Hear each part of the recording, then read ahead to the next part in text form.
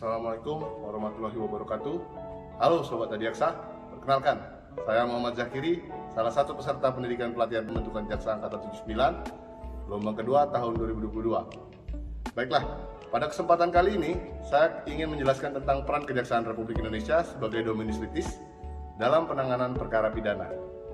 Secara etimologi, dominus litis berasal dari bahasa Latin, yaitu dominus yang berarti pemilik dan litis yang berarti perkara. Berdasarkan pendekatan etimologi tersebut, dapat dipahami dominus litis adalah pemilik perkara atau orang yang menentukan jalannya suatu perkara atau orang yang mempunyai kepentingan yang nyata dalam suatu perkara sehingga kedudukannya aktif dalam penanganan perkara. Ini pun senada dengan etimologi kata penuntut umum yang berasal dari kata prosecution, dari bahasa Latin prosecutes, yang terdiri dari kata pro atau sebelum dan squi yang artinya mengikuti.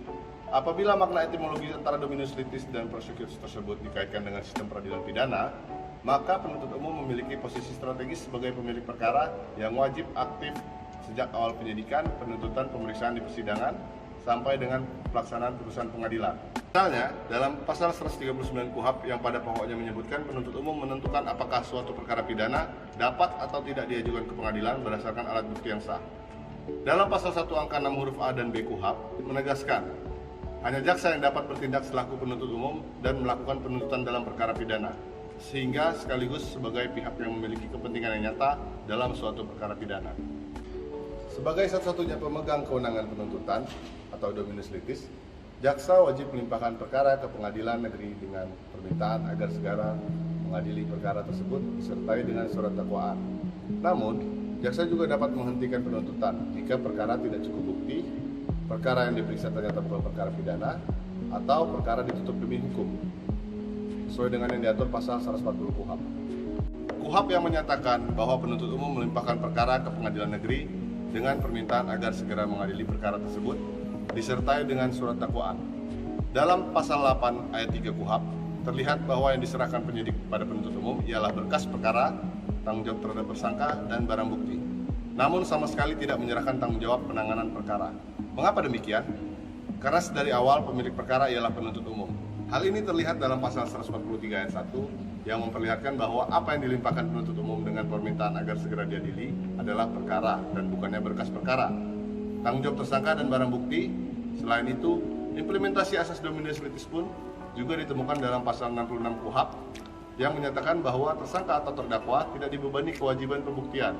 Dengan kata lain, yang memiliki beban dan kewajiban pembuktian adalah penuntut umum, sehingga penuntut umum harus aktif dalam setiap proses penanganan perkara dan wajib memahami, mengetahui anatomi secara komprehensif perkara pidana yang akan dibuktikannya.